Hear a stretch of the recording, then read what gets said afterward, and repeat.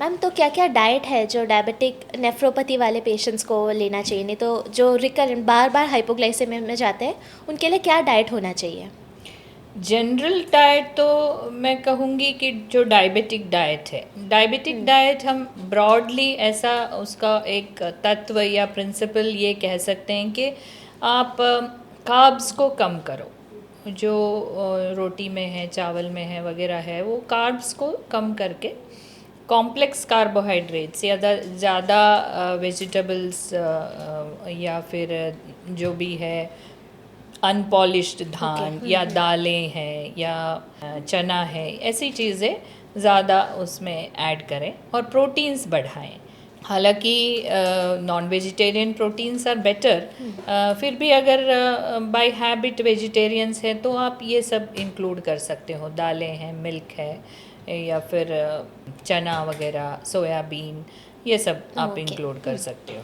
उसके अलावा ये एक प्रिंसिपल है कि कम ग्लाइसेमिक इंडेक्स ऐसा मेजर है कि जिसमें हम ये जान सकते हैं कि एक पर्टिकुलर चीज़ हम अगर खाते हैं तो कितने जल्दी ब्लड ग्लूकोज बढ़ता है।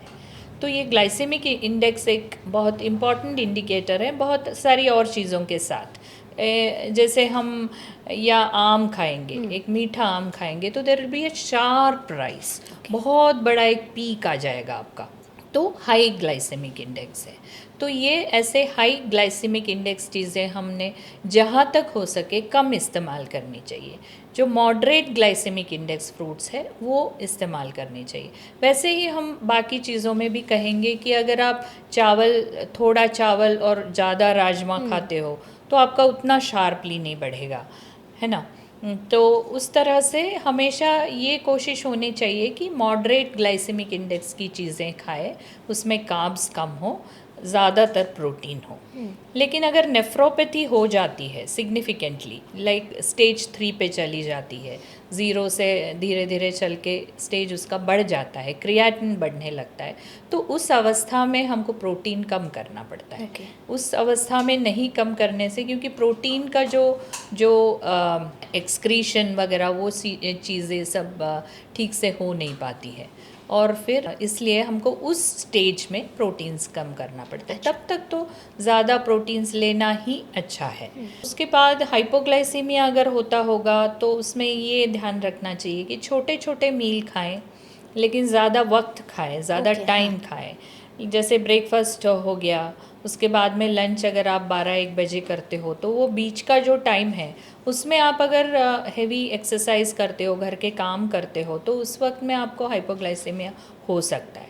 तो इन बिटवीन कुछ खाना चाहिए। इन बिटवीन खाना ये होता है कि बीच में वो बिस्किट खा लिया या रस खा लिया, जो कि बहुत हेल्दी चीज़ें नहीं है, एक आध बार यूज़ कर सकते हैं, लेकिन हेल्दी चीज़ें ये है कि आप बीच में थोड़ा नट्स खा लिए या फिर 1-2 स्लाइस फ्रूट खा लो। तो ये सब ऐसे होना चाहिए। और खाने के बाद भी अगर आप डायरेक्टली डिनर करते हो तो हो सकता है कि आपको बीच में हाइपोग्लाइसेमिया हो, तो 4 बजे कुछ तो भी लो ग्लाइसेमिक इस तरह का खाया जाए। तो similarly after dinner a cup of milk या फिर एक फ्रूट ऐसा खा सकते हैं हाइपोग्लाइसेमिया अवॉइड करने के लिए। तो ब्रॉड प्रिंसिपल्स पे रहना है, ऐसा नहीं कि एकदम से डाइट बदलना है, एकदम से मिलेट्स पे आ जाना है, पूरी तरह ओट्स पे आ जाना है, ऐसी कोई बात नहीं है। तो जहाँ आप अगर देखते हो शुगर्स में आपकी बहुत बढ़ोतरी हो रही है, उस समय में आप मिलेट्स इंस्टेड ऑफ राइस या फिर गेहूँ या चावल के बदले में आप मिलेट्स का इस्तेमाल कर सकते हो। सो इट्स ऑल फ्लेक्सिबल, हमें क्या अच्छा लगता है, एक ओके। इंडिविजुअल को क्या अच्छा लगता है और क्या उसके घर में क्या क्या पॉसिबल है। बहुत फैंसी चीज़ें आप अगर बताओगे हाँ, तो नहीं हो वो पाता नहीं है। हो पाएगा ना। कितने दिन होगा हफ्ता भर होगा, उसके बाद में वापस से अपने ये पुराने तरीक़ों पे, तौर तरीक़ों पे हम आ ही जाएंगे। हाँ।